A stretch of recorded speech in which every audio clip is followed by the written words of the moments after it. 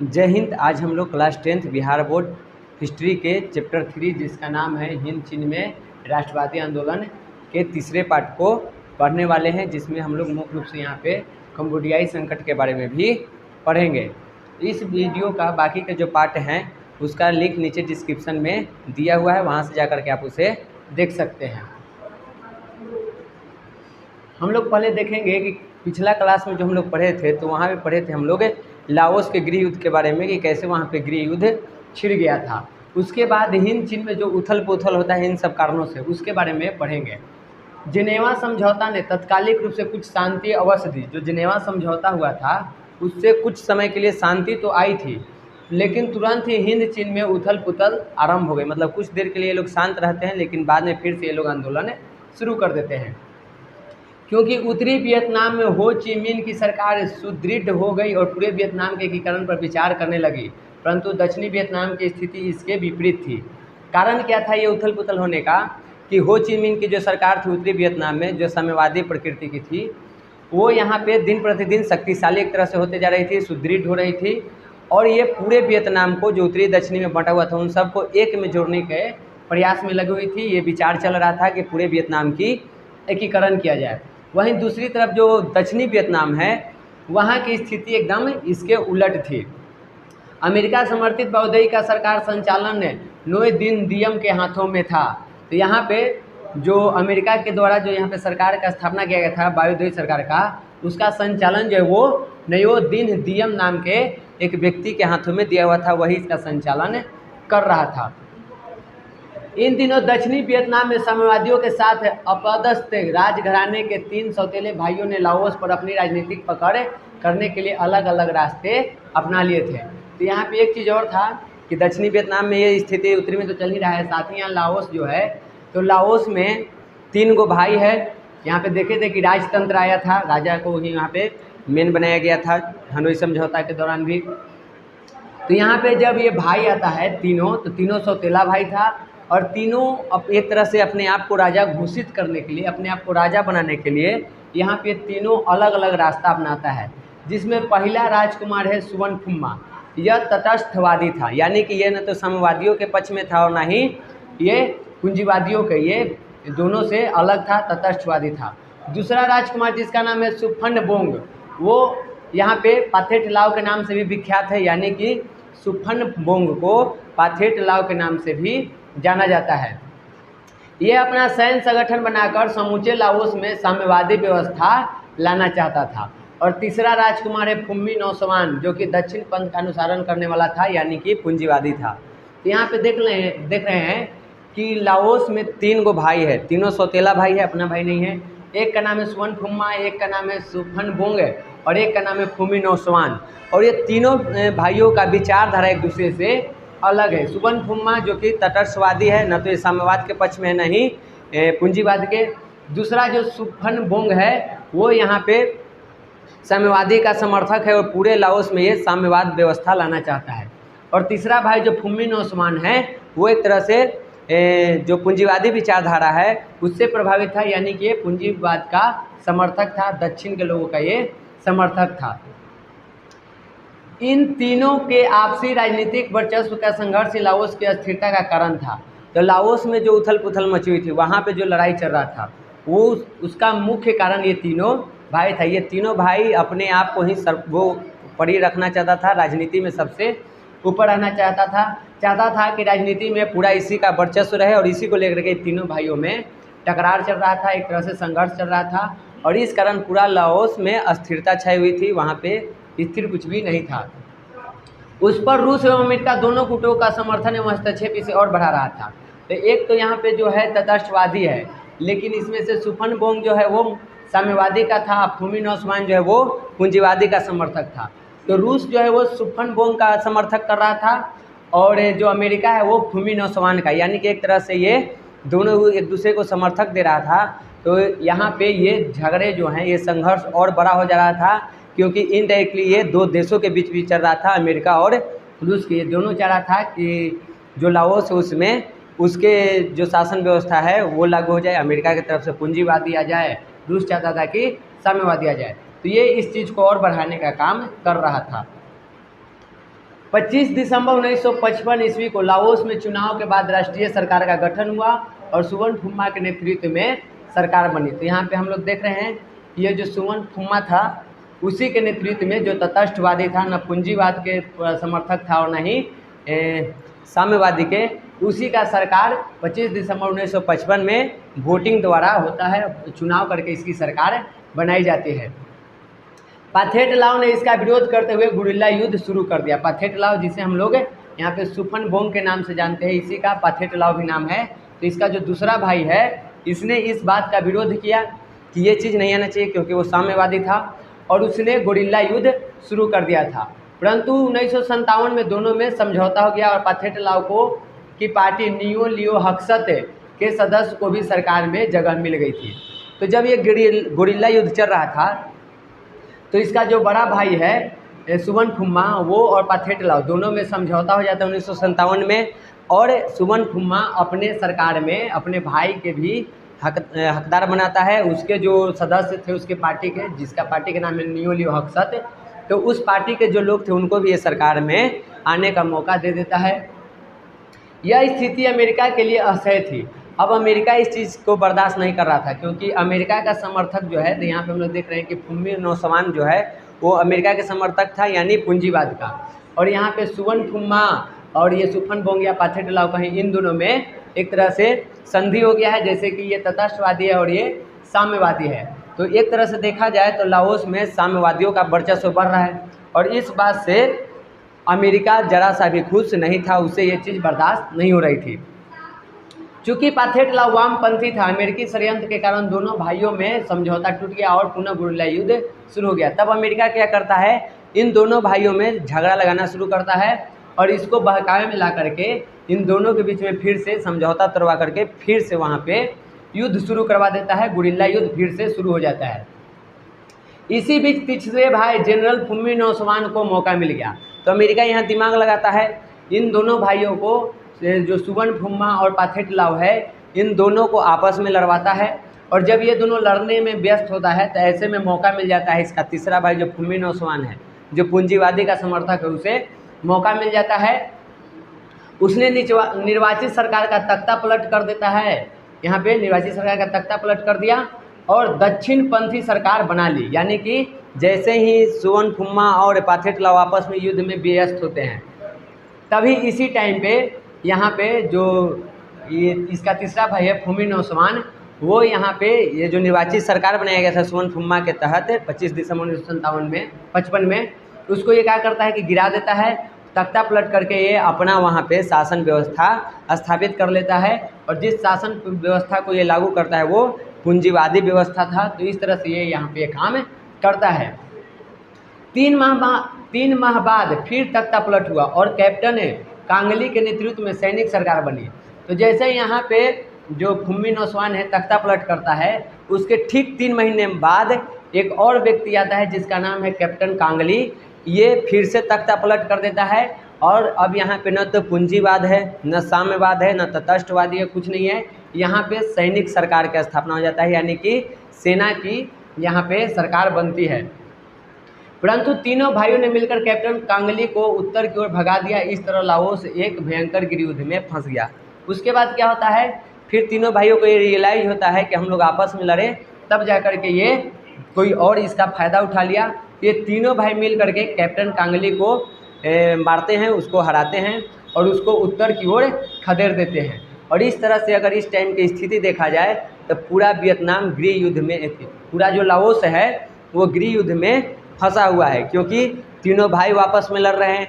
ऊपर से जो इसका कैप्टन है कांगली, वो भी इस युद्ध में शामिल है।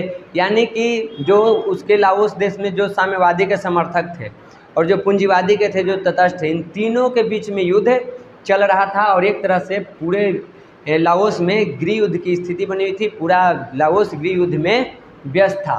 तो इस तरह की स्थिति यहाँ पे उत्पन्न हो गई थी। लाओस के गृह युद्ध में अमेरिका रूस की परोक्ष सहभागिता ने एक बार फिर विश्व शांति को खतरे में डाल दिया। अब जैसे ही यहाँ पे युद्ध फिर से शुरू होता है, इस युद्ध में हम लोग पीछे पड़े हैं कि अमेरिका रूस के भी हाथ था, क्योंकि एक अमेरिका के सपोर्ट में था और एक रूस के। तो रूस अमेरिका भी यहाँ पे चाह रहा था कि रूस चाह रहा था साम्यवादी आए और अमेरिका चाह रहा था कि पूंजीवादी आए। तो इन दोनों के हस्तक्षेप के कारण भी यहाँ पे विश्व शांति खतरे में पड़ गया। ऐसा लग रहा था कि फिर से विश्व युद्ध हो जाएगा। तब भारत ने जिनेवा समझौता के अनुरूप अंतर्राष्ट्रीय नियंत्रण आयोग को पुनर्जीवित करने की मांग उठाई। तो हम लोग पढ़े हैं कि पीछे लाओस में जब गृह युद्ध चल रहा था तो उस टाइम इन सब चीज़ों को शांत करने के लिए यहाँ पे 3 सदस्यीय यहाँ पे एक आयोग बनाया गया था, अंतर्राष्ट्रीय नियंत्रण आयोग, जिसका जो थी है जिसका सहभागिता यहाँ पे जिसका सदस्य भारत भी था। तो भारत भी इसका सदस्य था। भारत ने इस टाइम पे ये आवाज़ उठाई कि जो ये जिनेवा समझौता के अनुरूप ये जो अंतर्राष्ट्रीय नियंत्रण आयोग बनाया गया है वो अब अपना काम करे और ये जो विश्व शांति खतरे में पड़ा हुआ है उसको रोकने का काम करे। तब इस समस्या पर 14 राष्ट्र का एक सम्मेलन बुलाना तय हुआ, जिसमें लाओस के तीनों पक्षों की भागीदारी पर रूस अमेरिका भी सहमत थे।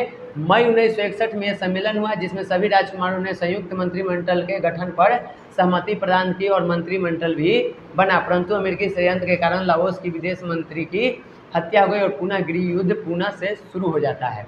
तो देखिए इतना में क्या होता है, जब इनके बीच गृह युद्ध चल रहा था तो भारत यहाँ पे आवाज़ उठाता है कि जो अंतर्राष्ट्रीय नियंत्रण आयोग बनाया गया है वो यहाँ पे इस चीज़ को ख़त्म करने का काम करे, ये गृह युद्ध को ख़त्म करवाए, शांति बना के रखे। और इसको लेकर के 14 देश मिल करके यहाँ पे एक सम्मेलन बुलाते हैं। सम्मेलन में तीनों राजकुमार को भी बुलाया जाता है और ये सम्मेलन 1961 में होता है। और इस सम्मेलन के दौरान यहाँ पे तीनों भाइयों को बुला करके लाओस में संयुक्त मंत्रिमंडल की स्थापना की जाती है, जिसमें तीनों भाइयों का बराबर योगदान होता है। तो ये व्यवस्था की जाती है। अमेरिका रूस भी इसके लिए सहमत था कि ये सम्मेलन होना चाहिए, शांति आनी चाहिए, लेकिन अमेरिका अंदर ही अंदर यहाँ पे षड्यंत्र भी रच रहा था। और इसी के षड्यंत्र के कारण लाओस का जो विदेश मंत्री था उसकी हत्या हो जाती है। और जैसे ही उसकी हत्या होती है लाओस में फिर से एक बार गृह युद्ध छिड़ जाता है, फिर से यहाँ पे गृह युद्ध शुरुआत हो जाता है। चूँकि अमेरिका लाओस में साम्यवादी प्रसार नहीं चाहता था, अतः चुनाव द्वारा सुवन फुम्मा को प्रधानमंत्री बनाया गया और सुफन बुंग उप प्रधानमंत्री बना।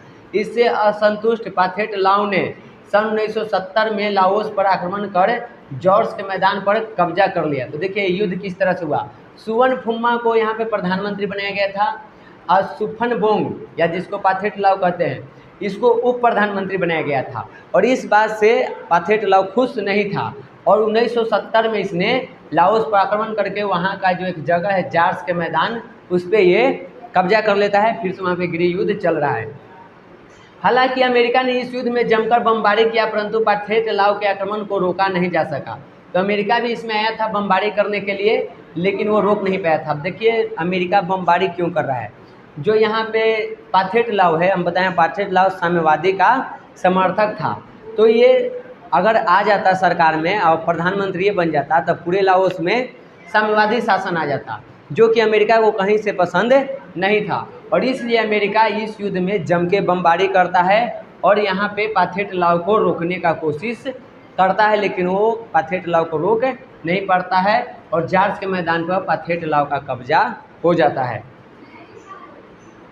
यहाँ पे जो हो चिन मिन जो वहाँ रास्ता बनाया गया था, जो कि एक गुप्त रास्ता था, एक तरह से वो भूल भुलैया रास्ता था, तो वहाँ पे जो बमबारी किया गया था उस बमबारी में जो लोग घायल हुए थे उनका एक यहाँ पे चित्र दिखाया गया है कि किस तरह से वहाँ पे बमबारी में लोगों को नुकसान पहुँच रहा था।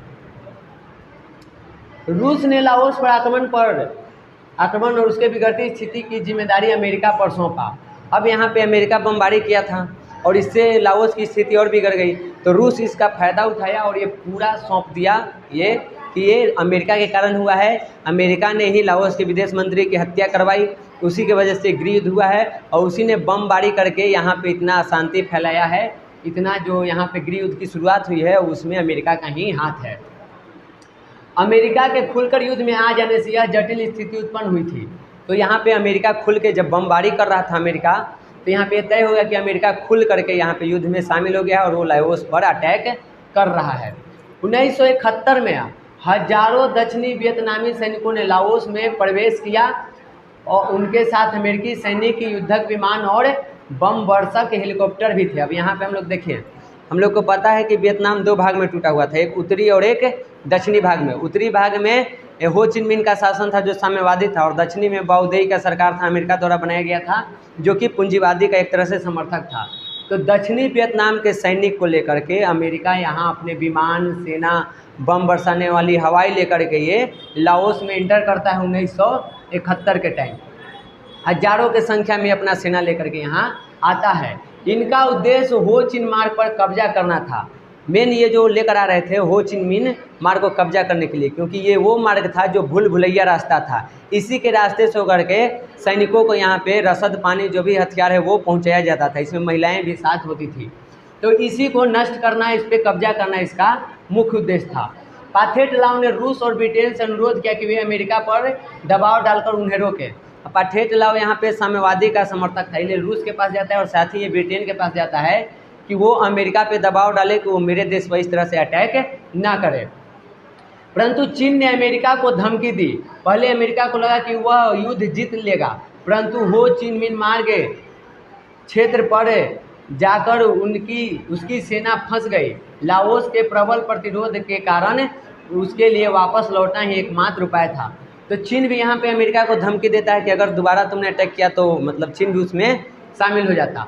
अमेरिका यहाँ पे युद्ध शुरू इसलिए किया था क्योंकि इसको लग रहा था कि हम युद्ध आसानी से जीत जाएंगे। लेकिन हम बताएं कि हो चिन मिन जो रास्ता है वो भूल भुलैया रास्ता था, उसमें जाकर के लोग भूल जाते थे। तो जैसे ही अमेरिका की सेना, दक्षिणी वियतनाम की सेना वहाँ पहुँचती है, वहाँ पे जाकर के ये फंस जाती है और वहाँ से इनको वापस लौटने के अलावा और दूसरा कोई रास्ता नहीं था, ये आगे नहीं बढ़ सकते थे। तब यहाँ पे और इसका प्रतिरोध भी हो रहा था कि आप लाओस में अटैक नहीं कर सकते हैं, तो इनके पास लौटने के अलावा और कोई उपाय नहीं था। इस तरह अमेरिका अपने आक्रमण में वामपंथ के प्रसार पर रोक नहीं पाया, मतलब इस चीज़ को रोक नहीं लगा पाया, वो युद्ध को ख़त्म नहीं करवा पाया। उसके बाद यहाँ पे हम लोग पढ़ेंगे कंबोडिया में उस टाइम पे क्या हो रहा था। जब लाओस में गृह युद्ध चल रहा है, इस तरह की स्थिति है, वियतनाम 2 टुकड़े में बंट चुका है उत्तरी दक्षिणी में, उस समय कंबोडिया के क्या हालात थे। सन 1954 ईस्वी में स्वतंत्र राज्य बनने के बाद कंबोडिया में संवैधानिक राजतंत्र को स्वीकार कर राजकुमार नरोत्तम सिहानु को शासक माना गया।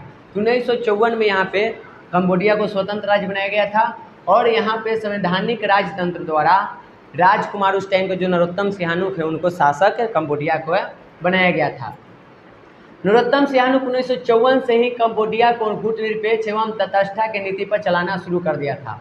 अब जब नरोत्तम सिहानुक शासक बनते हैं तो ये न तो पूंजीवाद के पक्ष में होते हैं और न ही साम्यवाद के, अपने आप को तटस्थ रख लेते हैं, गुटनिरपेक्ष रखते हैं, किसी में शामिल नहीं होते हैं। इसलिए कंबोडिया दक्षिणी पूर्व एशियाई सैन्य संगठन में शामिल नहीं हुआ था। अमेरिका इन क्षेत्रों में अपना प्रभाव चाहता था, इसी कारण वह सिहानुक से चिढ़ा हुआ था और थाईलैंड को उकसाकर कंबोडिया को तंग करवा रहा था। हम लोग यहाँ से समझ सकते हैं कि अमेरिका कितना घटिया प्रकृति का यहाँ पे राजनीति करता है। वो किसी को शांति से रहने नहीं दे रहा था। वो अपना पूंजीवाद व्यवस्था के प्रचार के लिए वो किसी भी हद तक गिरने के लिए तैयार था। जो देश यहाँ पे तटस्थ है, गुटनिरपेक्ष है, उसको भी वो उकसा करके और वहाँ के भी स्थिति को जटिल बनाने की कोशिश कर रहा है, वहाँ भी युद्ध करवाने की स्थिति में है। क्योंकि यहाँ पे नरोत्तम सिहानुक किसी के पक्ष में नहीं है, जैसे भारत किसी के पक्ष में नहीं था, उसी तरह से यहाँ पे ये नरोत्तम सिहानुक जो कंबोडिया है वो भी किसी के पक्ष में नहीं है। और ये बात अमेरिका को कतई पसंद नहीं था और इसलिए वो क्या कर रहा था कि अमेरिका चाहता था कि किसी तरह कंबोडिया में कोई युद्ध वगैरह कुछ भी शुरू करवा दे, और इसलिए वो बार बार थाईलैंड को उकसा रहा था कि वो किसी तरह कंबोडिया से लड़ जाए। जैसे हम लोग अपने देश में देख सकते हैं, अमेरिका ने जब हमारा युद्ध हुआ था पाकिस्तान के साथ तो टैंक दिया था लड़ने के लिए पाकिस्तान को, और उसका वजह ये था कि हम लोग गुटनिरपेक्ष थे। एक ये कारण था उसका टैंक देने के पीछे। तो अमेरिका ने भारत को भी नहीं छोड़ा था और यहाँ पे देख रहे हैं कि कंबोडिया को भी इसने नहीं छोड़ा। अमेरिका के इस कूटनीति चाल के कारण 1963 में सिहानुक ने उससे भी किसी तरह की मदद लेने से इनकार कर दिया। यह बात अमेरिका के लिए अपमानजनक थी। तो ये अपना कूटनीति चला रहा था, एक तरफ युद्ध करवा रहा था, उकसा रहा था, और दूसरे तरफ वो नरोत्तम सिहानुक को यहाँ पे मदद भी पहुंचाना चाह रहा था ताकि इसे हम अपने पक्ष में ले ले। लेकिन नरोत्तम सिहानुक इस चीज़ को अच्छे से समझ रहा था और वो अमेरिका से किसी भी तरह के यहाँ पे मदद लेने से इनकार कर देता है। और उस टाइम पे अमेरिका का इनकार करना ही अमेरिका के अपमान था। इतना बड़ा अपमान इसका हो जाता है। जैसे ये इससे मदद लेने के लिए इनकार कर देता है, पूरे दुनिया में अमेरिका के लिए एक तरह से अपमानजनक बात हो जाती है, उसका अपमान हो जाता है कि एक छोटा सा कंबोडिया देश अमेरिका से मदद लेने से मना कर दिया। तो ये अमेरिका के लिए अपमानजनक थी। मई 1965 में उसने वियतनाम के साथ कंबोडिया के सीमावर्ती गांव पर आक्रमण कर दिया, और इसके बाद क्या करता है कि अमेरिका ये अपमान का अपना बदला लेने के लिए एक तरह से 1965 में वियतनाम के साथ वो कंबोडिया के गांवों पर भी आक्रमण करना शुरू कर देता है। तब नरोत्तम सहानुक ने अमेरिका से जो भी राजनयिक संबंध थे वो तोड़ लेते हैं।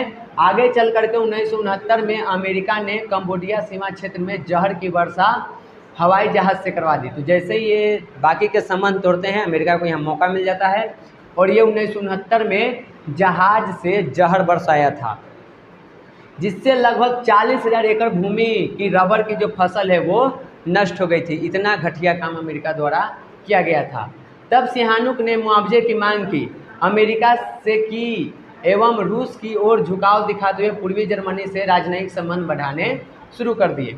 तो यहाँ पे जैसे ये जो भी संबंध है अमेरिका के साथ 1969 में नरोत्तम सहानुक तोड़ लेते हैं, और अमेरिका यहाँ पे उसके बाद कंबोडिया पर जहर से गिराना, हवाई जहाज से जहर गिराना शुरू करता है, जिससे वहाँ पे 40 एकड़ के जो रबर की खेती थी वो बर्बाद हो जाती है।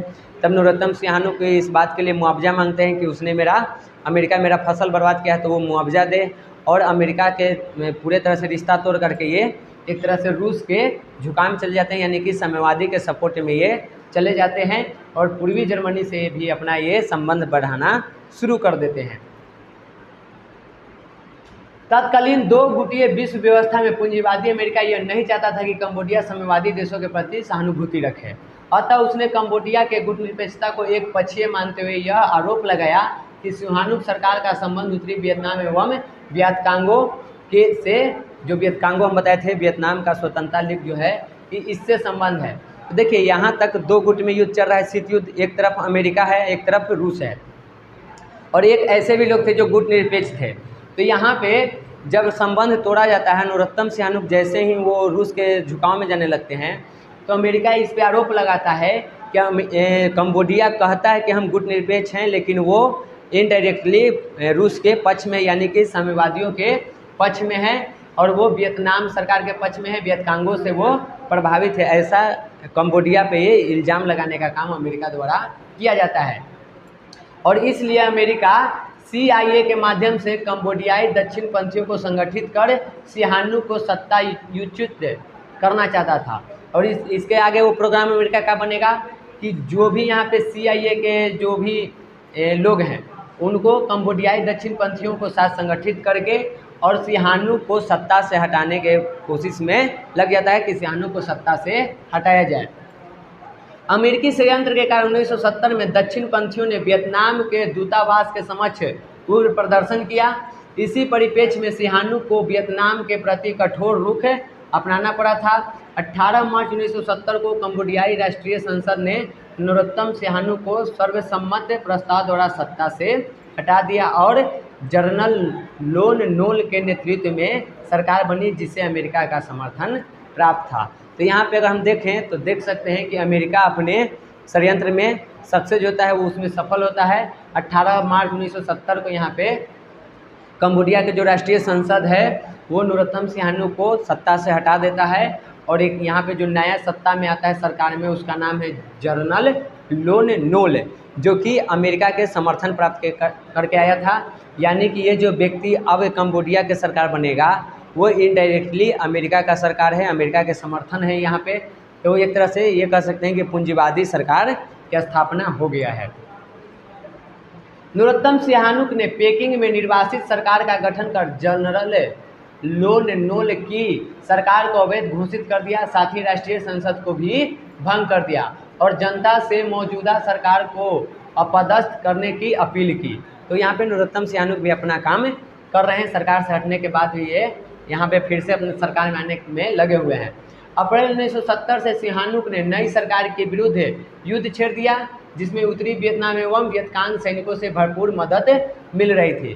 तो यहाँ पे देख रहे हैं कि अब नरोत्तम सियानु को युद्ध करना पड़ रहा है। 1970 आते आते ये युद्ध छेड़ देते हैं। इसमें उत्तरी वियतनाम और वियतकांग के जो सैनिक है वो इसका भरपूर मदद करते हैं। इस युद्ध में नरोत्तम सियानु की सेना विजयी होती है और राजधानी जो वहाँ के है कंबोडिया के नाम पेन की ओर यहाँ पे बढ़ रही थी। अमेरिका ने तुरंत इसमें हस्तक्षेप किया। दक्षिणी वियतनाम से अमेरिकी फौज कंबोडिया में प्रवेश कर गई और व्यापक संघर्ष शुरू हो गया और यह युद्ध बड़ा ही भयंकर था। तो अगर हम शुरू से देखें, कंबोडिया तो शांत था, इसको कोई लेना देना नहीं था, लेकिन अमेरिका इसको उकसा करके अंततः इसको युद्ध में शामिल कर ही लिया। और जब ये युद्ध में शामिल होता है तो यहाँ पे वियतनाम से मदद मांगता है, वियतनाम इसकी मदद करता है। और जैसे ही वियतनाम यहाँ पे मदद करने के लिए आता है, अमेरिका भी डायरेक्टली इसमें युद्ध में शामिल हो जाता है। और इसका जो सेना था दक्षिणी वियतनाम में, उस सेना को लेकर के ये कंबोडिया में घुस जाता है और कंबोडिया में और एक तरह से अमेरिका में युद्ध शुरू हो जाता है। ऐसे युद्ध तो ये कंबोडिया में और दक्षिणी सेना, जो दक्षिणी वियतनाम की जो सेना है उसमें अमेरिका की भी सेना शामिल थी, उनके बीच हो रहा था। और यहाँ पे एक व्यापक युद्ध शुरू होता है, बहुत ही भयंकर युद्ध यहाँ पे कंबोडिया में शुरू हो जाता है। अमेरिकी राष्ट्रपति की इस नीति का व्यापक विरोध अमेरिका में भी कर रहे थे। तो घड़ी के जो राष्ट्रपति थे निक्सन, इनका विरोध अमेरिका में भी होने लगा, क्योंकि इसमें कहीं से भी कंबोडिया की कोई गलती नहीं थी, वो तो गुटनिरपेक्ष था। तो अमेरिका के लोग भी अपने देश के राष्ट्रपति के यहाँ पे विरोध करने लगते हैं। राष्ट्रपति निक्सन को अपनी सेना वापस बुलाने की घोषणा करनी पड़ती है, परंतु दक्षिणी वियतनाम ने अपनी सेना कंबोडिया में रहने देने की घोषणा कर स्थिति को और जटिल बना दिया था। तो यहाँ पे अमेरिका की यहाँ पे जो राष्ट्रपति है उसकी आलोचना हो रही है, लोग उसका विरोध कर रहे हैं, तो ये अपने सेना के तो वापस बुला लेता है। लेकिन यहाँ पे जो दक्षिणी वियतनाम के जो सेना थी वो कंबोडिया में ही रहता है। ये दक्षिणी वियतनाम वाला घोषित कर देता है कि मेरा जो सेना है मेरी वो कंबोडिया में ही रहेगी, और इससे वहाँ की स्थिति और ख़राब होते हुए, जटिल होते हुए दिखाई देता है। अब लग रहा था कि चीन भी कंबोडिया मामले में हस्तक्षेप करेगा। इस तरह एक बार पुनः दक्षिणी पूर्वी एशिया की सुरक्षा खतरे में पड़ गई।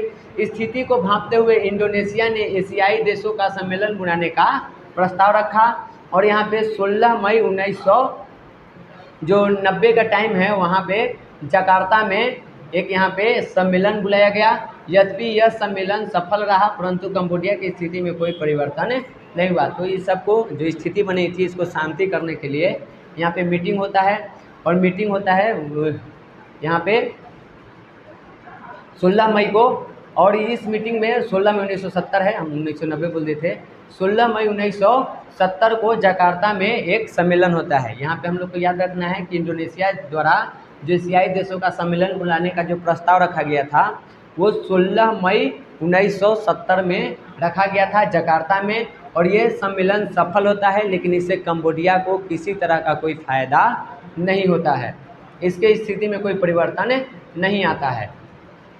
कंबोडियाई छापामारों अमेरिकी सेना के बीच युद्धों, बमबारी, नृशंस हत्याओं के इस दौर में ही 9 अक्टूबर 1970 को कंबोडिया के गणराज्य घोषित किया गया। तो युद्ध चल ही रहा था, पूरी स्थिति खराब थी, लेकिन इसी टाइम 9 अक्टूबर 1970 को कंबोडिया को एक गणराज्य घोषित कर दिया जाता था।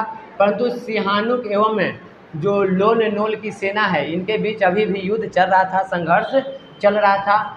5 वर्ष के बाद सिहानुक ने निर्णायक युद्ध का ऐलान किया और उनकी लाल खुमरी सेना विजयी करती आगे बढ़ती गई। अंततः लोन नोल को भागना पड़ा।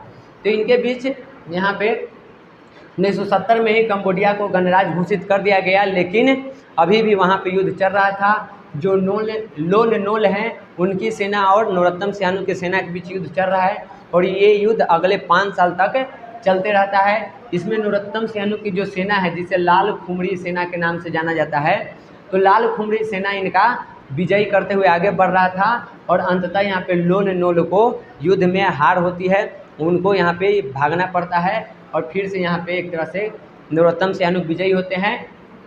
और अप्रैल 1975 में कंबोडियाई गृह युद्ध समाप्त होता है। नरोत्तम सियानु फिर से यहाँ पे राष्ट्राध्यक्ष बनते हैं, परंतु 1978 में वो राजनीति से संन्यास ले लेते हैं। तो इतना स्थिति था कंबोडिया का। अगर ये पूरे कहानी को हम पढ़ें तो हम यही समझ सकते हैं कि पूरे कहानी में कंबोडिया का कोई लेना देना नहीं था।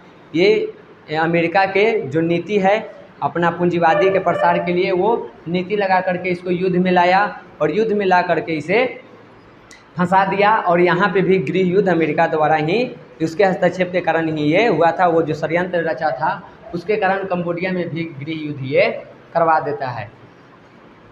अब कंबोडिया का नाम बदलकर कंपुचिया कर दिया गया। जब यहाँ पे नरोत्तम सहानुक सरकार में आ जाता है 1975 में, फिर इसका नाम बदल के कंबोडिया से कंपुचिया कर दिया जाता है। नरोत्तम सहानुक के बाद ख्यू सम्फान एवं पोल पोट जैसे अतिवादी संगठनों का उदय हुआ, जिन्होंने अपने मार्क्सवादी विचारधारा के अनुरूप शासन शुरू किया। जब यहाँ पे नरोत्तम सहानुक राजनीति से संन्यास लेते हैं तो ख्यू सम्फान और पोल पोट जैसे जो अतिवादी संगठन के लोग थे उनका उदय होता है और ये मार्क्सवादी विचारधारा के थे और उसी के तहत ये शासन शुरू करते हैं। यह दौर पूरी तरह आतंक का दौर था, परंतु 1979 में हेंग सामरिन ने एक संयुक्त मोर्चे का गठन कर ख्यू सम्फान एवं पोल पोट को पराजित कर दिया। यहाँ पे देखिए, जैसे ही नरोत्तम सहानुक वहाँ से राजनीतिक संन्यास लेते हैं तो यहाँ पे दो व्यक्ति आता है, एक का नाम है ख्यू सम्फान है, एक पोल पोट, और ये अतिवादी था। अतिवादी से ही समझ सकते हैं कि ये लोग अत्याचार बहुत ज़्यादा करेगा। तो जब ये लोग शासन में आते हैं उस टाइम कंबोडिया में पूरे तरह से आतंक का माहौल था। और तब जा कर के 1979 में हेंग सामरिन नाम के एक व्यक्ति आते हैं जो एक समुचित मोर्चा निकालते हैं और जो ख्यू सम्फान और पोल पोट है उनको पराजित करने में सफल होते हैं, उसको हराने में सफल होते हैं। इस स्थिति में रूस चीन आमने सामने आ गए और चीन ने वियतनाम पर आक्रमण कर दक्षिण पूर्वी एशिया में अपनी शक्ति का परिचय दिया। ऐसा जब हुआ तो यहाँ पे एक चीज़ और हो गया कि रूस और चीन यहाँ पे युद्ध के लिए आमने सामने आ जाता है और चीन यहाँ पे वियतनाम पर आक्रमण कर देता है और अपना प्रदर्शन दिखाता है, अपने शक्तियों को वो प्रदर्शित करता है। हालांकि अमेरिकी नीति कंपुचिया मामले में सफल नहीं रही और साम्यवाद को फैलने से नहीं रोक पाया। अमेरिका जो चाह रहा था कि साम्यवाद को रोक दें, पूंजीवाद लाएं, उस चीज़ में सफल नहीं हो पाता है और कंपुचिया यानी कंबोडिया में साम्यवाद आ जाता है। परंतु दो साम्यवादी देशों रूस एवं चीन के आमने सामने लाने में उसकी नीति अवश्य सफल हो गई। तो ये कंबोडिया में साम्यवादी को आने से तो नहीं रोक पाया, लेकिन एक चीज़ में अमेरिका सफल हो गया, वो क्या है, रूस और चीन को आमने सामने युद्ध में लाने में। अमेरिका ने यहाँ पे रूस और चीन को युद्ध में फंसा दिया, जबकि ये दोनों देश साम्यवादी थे। रूस भी साम्यवादी है और चीन भी साम्यवादी है, लेकिन इसकी जो नीति थी अमेरिका की, इस नीति के कारण यहाँ पे रूस और चीन भी युद्ध में आमने सामने आ गए थे, यानी कि एक दूसरे में युद्ध छिड़ गया था। तो आज की कहानी को हम लोग यहीं तक रहने देते हैं। आगे इस कहानी में और क्या होगा हम लोग अगले पार्ट में देखेंगे। आज के लिए इतना ही रहने देते हैं। जय हिंद।